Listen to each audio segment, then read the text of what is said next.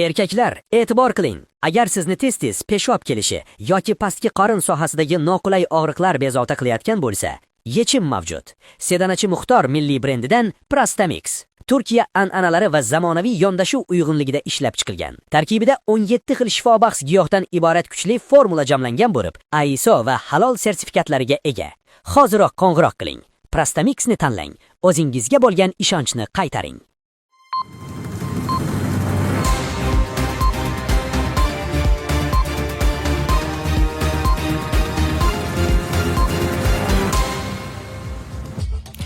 AQSh Eronga ketayotgan tanker va Keshim oroliga hujum qildi. Eron bunga javoban AQSh bazalarga qashatqich hujum boshladi. Ukraina urushni qishgacha tugatmoqchi, lekin bir shart evaziga. Qizilqum cho'lida katta ko'l paydo bo'ldi. Rossiya Kiyevga zarba berdi. O'nlab qurbonlar va yuzlab yaradorlar bor. Xitoy dronlar borasida kutilmagan yangilik qildi. Endi Xitoy dronlari osmonda ko'rinmaydi. Yevropaning bitta supermarket tarmog'i Armaniston mahsulotlarining butun hajmini qabul qilishi mumkin. Pashinyan Rossiya taqiqlari haqida. AQSh Eronga ketayotgan tanker va Keshim oroliga hujum qildi. Eron bunga javoban AQSh bazasini o'qqa tutdi. AQSh harbiylari 2-iyun kuni Eron tomon suzib ketayotgan tankerga qarshi Hellfire raketasidan o't ochdi va Keshim oroliga zarba berdi. Eron bunga javoban Fors ko'rfazi davlatlaridan birida AQSh aviabazasi, harbiy dengiz kuchlarining 5-floti qarorgohi va AQShga aloqador Panaya kemasiga dron va raketalar bilan hujum qildi. AQSh markaziy qo'mondonligi ma'lumotlariga ko'ra, Hormuz bo'g'ozidagi Keshim oroliga berilgan zarbalar Eronning yaqin sharq bo'ylab hujum qilishga urinishlariga javoban amalga oshirilgan. Bu hujum Eronning harbiy yer usti boshqaruv stansiyasiga qaratilgani aytilmoqda. Eron javob tariqasida raketa va dronlar yordamida mintaqadagi mamlakatda joylashgan AQSh bazalari hamda vertolyotlarga zarba berganini ta'kidladi. CENTCOM Eron tomonidan Kuvaytga 2 va Bahraynga 3 raketa uchirilgani, biroq ularning barchasi havoda parchalanib ketgani yoki yo'q qilinganini ta'kidlagan. Shuningdek, Eronning mintaqa suvlaridan qonuniy ravishda o'tayotgan tinch dengizchilarga qarshi uchirilgan 3 hujumchi droni ham urib tushirilganini bildirdi. Eron Islom inqilobi qo'riqchilari korpusi Hormuz bo'g'ozi xavfsizligini buzish tajovuzkor AQSh harbiylari uchun og'ir oqibatlarga olib kelishidan ogohlantirdi.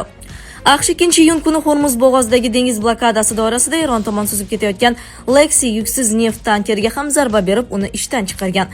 AQSh samolyoti Boston va bayrog'i ostidagi MT Lex kemasining ekipaji takroriy ogohlantirishlarni e'tiborsiz qoldirganidan keyin uning motor qismiga Hellfire raketasini uchirdi, deyiladi xabarda. Ukraina urushni qishgacha tugatmoqchi, lekin bir shart evaziga. Ukraina prezidenti Zelenskiy urushni imkon qadar tezroq yakunlash bo'yicha topshiriq berdi. Bu haqda 1-iyun kuni prezident ofisi rahbari Budanov Xavfsizlik arxitekturasi forumida so'z ochdi. Prezident urushni imkon qadar tezroq to'xtatish bo'yicha topshiriq bergan. Prezident ofisi rahbari sifatida men qo'yilgan maqsadga erishish uchun hamma narsani qilaman, deydi Budanov. Uning aytishicha, Ukraina bu maqsadga erishish uchun yetarli imkoniyatlarga ega. Biroq Rossiya kelishuvlardan bosh tortishi mumkin. Harbiy asirlar bilan ishlash bo'yicha muvofiqlashtirish rahbar o'rinbosari Andrey Yusufning aytishicha, Ukrainada harbiy siyosiy rahbariyat, xavfsizlik va mudofaa kuchlari hamda diplomatlar adolatli tinchlikka erishish uchun ishlamoqda. Biz dushmanni to'xtatish uchun zarur bo'lgan vaqtgacha jang qilamiz. Havo, yer va dengizda dronlardan foydalanish kuchaymoqda va u o'z samarasini berayotganini ko'rishingiz mumkin, deydi Yusuf. Qayd etish joiz, Rossiya prezidenti Vladimir Putin joriy yilning 30-may kuni Ostonada bo'lib o'tgan Oliy Yevrosiyo iqtisodiy kengashi yig'ilishidan so'ng Rossiya Federatsiyasi Ukrainaga qarshi urushni qachon tugatishni aytishning imkoni yo'qligini bildirgandi. Menimcha, siz va boshqa hamkasblar mening javobimni tushunasiz. Harbiy harakatlar sharoitida aniq muddatni aytishning imkoni yo'q. Bu faqat ehtiyotsizlik emas, amalda bunday qilinmaydi. Men ham buni qilmayman, deydi u. Ukraina prezidenti Zelenskiy esa Ukraina, AQSh va Rossiya ishtirokidagi muzokara formatini qayta tiklashga tayyorligini bir necha bor aytgan hamda zarurat bo'lsa Putin bilan shaxsan uchrashishga ham tayyorligini bildirgan. Rossiya prezidentining aytishicha, bu uchrashuv urushni tugatish shartlarini muhokama qilish uchun emas, balki yakuniy kelishuvni imzolash uchun bo'lishi kerak. AQSh davlat kotibi Rubio Washington, Moskva va Kiyev o'rtasidagi muzokaralarda vositachi bo'lishga tayyorligini bildirgan. Qizilqum cho'lida katta ko'l paydo bo'ldi. Video. Buxoro viloyatining Peshku tumanidagi Gazli shaharchasi shimolida oxirgi yarim yil davomida kuzatilgan me'yordan 3 barobar ko'p yog'ingarchilik natijasida katta suv havzasi shakllandi. Bu haqda Ekologik partiya xabar berdi. Qayd etilishicha, ushbu suv havzasi ilgari suvsiz bo'lgan Sho'rbuloq hududida paydo bo'lgan. Hozirgi kunda umumiy maydoni taxminan 80 kvadrat kilometrni tashkil etmoqda. Bu ko'rsatkich Buxoro shahri va Chorvoq suv ombori hajmi bilan qiyoslanganda sezilarli darajada kattaligi bilan ajralib turadi. Mutaxassisning ma'lum qilishicha, hududdagi suvning to'planishiga tabiiy yog'ingarchilikdan tashqari Suv xo'jaligi vazirligi tomonidan amalga oshirilgan tadbirlar ham ta'sir ko'rsatgan. Xususan, baliqchilik sohasini rivojlantirish maqsadida kichik kanallar qazilib, atrof hududlardagi sizot suvlari ushbu ko'lga yo'naltirilgan. Suv oqimi esa umumiy hisobda 126 kilometrlik kollektor kanali orqali kelib tushmoqda. Ma'lumot uchun, O'zbekiston hududida umumiy hisobda 500 dan ortiq ko'l mavjud. Biroq ularning katta qismi mayda, mavsumiy yoki tog'li hududlarda joylashgan kichik ko'llardir. Mamlakatdagi ko'llarning aksariyati sun'iy ravishda suv omborlari va tashlama ko'llari sifatida hosil bo'lgan. Hozirgi kunda O'zbekiston ichki hududidagi eng yirik suv havzasi Aydar Arnarsoy ko'llari tizimi hisoblanadi. U Jizzax va Navoiy viloyatlari mahalliy cho'l hududlarida joylashgan bo'lib, 3 ta sho'r ko'lni Aydar ko'l, Arnasoy va Tuskonni o'z ichiga oladi. Umumiy maydoni taxminan 3500-4000 kilometr kvadrat atrofida. Rossiya Kiyevga zarba berdi. O'nlab qurbonlar va yuzlab yaradorlar bor. 2-iyunga o'tar kechasi Rossiya Ukrainaning Kiyev va Dnepr shaharlariga keng ko'lamli hujum uyushtirdi. Oqibatda 16 kishi halok bo'ldi, yuzlab odamlar jarohatlandi. Qayd etilishicha, Dneprdagi qurbonlar orasida kamida 2 nafar bola bor. 42 kishi, jumladan 4 nafar bola jarohatlangan. 20 dan ortiq jabrlanuvchi parchalardan bo'lgan jarohatlar, siniqlar va mina portlash jarohatlari bilan shifoxonaga yetkazilgan. Qidiruv-qutqaruv operatsiyalari davom etmoqda. Dneprda ko'p kvartirali uylar, korxona, o't o'chirish tizimi, garajlar va avtomobillarga jiddiy shikast yetgan. Ommaviy zarba Ukrainaning boshqa hududlariga ham to'g'ri kelgan. Kiyev meri Klichkoning ma'lumotlariga ko'ra, raketalardan biri Podolsk tumanidagi 9 qavatli turar joy binosiga borib tushgan va yuqori qavatlarni qisman vayron etgan.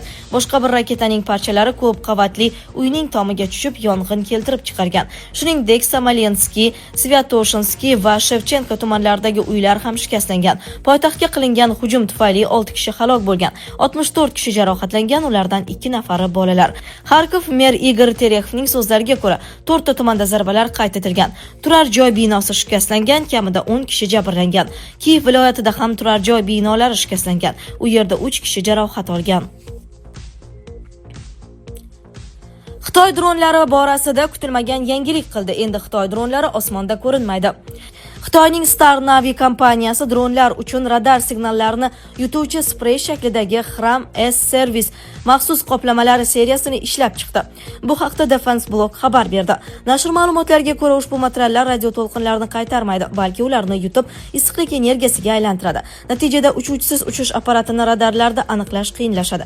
Texnologiya ishlab chiqaruvchisi turli chastota diapazonlari uchun qoplamaning 3 xil modifikatsiyasini taklif qilmoqda.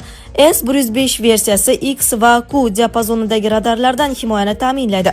S-112 varianti S va C diapazon tizimlariga qarshi turish uchun mo'ljallangan. Universal C-113B esa har ikkala chastota guruhlarini qamrab oladi. Qoplamani tayyorlangan yuzlarga surtish usuli maxsus ishlab chiqarish infratuzilmasini talab qilmaydi. E'tiborli jihati shundaki, Star Navi o'z bo'yog'ini 1 kilogramm, 5 kilogramm va 10 kilogramm vazndagi konteynerlarda taklif qilmoqda. Bu esa mahsulotning qulayligini ko'rsatadi. Tanlangan variantga qarab qalinligi 0,40-0,60 mm bo'lgan material qatlami qaytgan signal darajasini 3-3,5 detsibelgacha kamaytirish imkonini beradi. Bu esa uning quvvati taxminan 2 barobar kamayishiga to'g'ri keladi. Qoplama vazni 1 kvadrat metrga 1,1 kilogrammdan oshmaydi. Material 250 darajagacha bo'lgan haroratda 100 soat davomida o'z xususiyatlarini saqlab qoladi. Uzoq muddatli vibratsiyalarga chidamli va tuzli tuman sharoitida 2000 soatlik sinovlardan muvaffaqiyatli o'tgan. Bu esa undan dengiz va sohil bo'yi obyektlarda foydalanish imkoniyatini tasdiqlaydi. Yevropaning bitta supermarket tarmog'i Armaniston mahsulotining butun hajmini qabul qilishi mumkin. Pashinyan Rossiya taqiqlari haqida. Rossellxoznadzor 30-maydan boshlab Armanistondan Rossiyaga yangi pomidor, bodring, qalampir, ko'katlar va qulupnay importini taqiqlashni ma'lum qildi deb yozmoqda Nastoyashye Vremya. Idora ma'lumotiga ko'ra, bu vaqtinchalik cheklovlar mahsulot xavfsizligini ta'minlash bo'yicha tegishli mexanizm ishlab chiqilgunga qadar amal qiladi. Qaror Armaniston qishloq xo'jaligi mahsulotlarini Rossiyaga yetkazib berishda tez-tez uchrayotgan qoidabuzarliklar hamda fitosanitar xavfsizlikni ta'minlash maqsadida qabul qilinadi, deyiladi Rossellxoznadzor xabarida.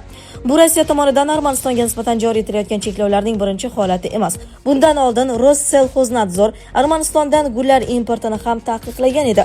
Shu bilan birga Rospetrebnadzor Armanistonning 3 ta yirik ishlab chiqaruvchisiga tegishli alkogol mahsulotlarini savdosini to'xtatgan. Shuningdek, Jirmuk mineral suvining Rossiyaga olib kirilishi va sotilishini taqiqlagan. Shuningdek, Rossiya Armaniston Yevropa ittifoqiga qo'shilish jarayonini davom ettirsa, tabiiy gaz, neft mahsulotlari va olmoslarni mamlakatga bojxona to'lovsiz yetkazib berish bo'yicha kelishuvni bir tomonlama to'xtatishi yoki bekor qilishi mumkinligi bilan ogohlantirgan edi. Armaniston bosh vaziri esa mamlakatni Yevropa ittifoqiga qabul qilinsa, bundan xursand bo'lishini bildirgan. Bu holat 7-iyunda Armanistonda bo'lib o'tadigan saylovlar arafasida Moskva va Yerevan o'rtasidagi munosabatlar keskin darajada yomonlashgan fonida yuz bermoqda. Rossiya rasmiylari bosh vazir Nikol Pashinyan hukumatini keskin tanqid qilib, uning bir vaqtning o'zida Yevrosiyo iqtisodiy ittifoqi imtiyozlaridan foydalanib, Yevropa ittifoqiga yaqinlashishga urinayotganini ikki stulda o'tirish deb baholadi.